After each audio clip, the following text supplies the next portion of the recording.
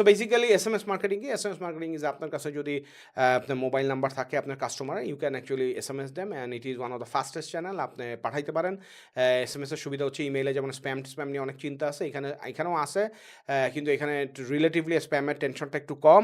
আর SMS এর একটা জিনিস যেটা হইতেছে যে SMS এখন একটু কস্ট বাড়ছে, but still it is one of the cost effective channel যদি আপনি প্রপারলি ইউজ করেন। SMS গণহারে পাঠানোর দিন শেষ, যখন আপনার টেলকো থেকে 9 পয়সা 10 পয়সা আপনি পাইতেন, এখন ইটস লাইক 29 পয়সা 30 পয়সা একটা নন মাস্কিংয়ের নন। আমি talking about non masking SMS। আপনার যদি কখনো SMS পাঠান, ওইটা যদি একটা মোবাইল নাম্বার বা একটা IP ফোন নাম্বার থেকে যায়, সেটাকে নন মাস্কিং SMS বলে। আর যদি আপনি নাম থেকে পাঠান, সেটাকে মাস্কিং SMS বলে। You can set the masking IDs accordingly. এটা টেলকোদের সাথে যোগাযোগ করলে হয়, সার্ভিস প্রোভাইডারের সাথে যোগাযোগ করলে হয়, আপনি নেক্সট লিডার্সের সাথেও যোগাযোগ করতে পারেন। If you want to get a masking ID for your brand, আপনি কিছু কাগজপত্র দিলে, কিছু চার্জ দিলে, আমরা ওইটা মাস্কিং আইডি সেট করে দিতে পারবো। অ্যান্ড SMS এর মার্কেটিং স্ট্র্যাটেজি আপনাদের সাথে শেয়ার করে দিতে পারবো। So we minimal charge.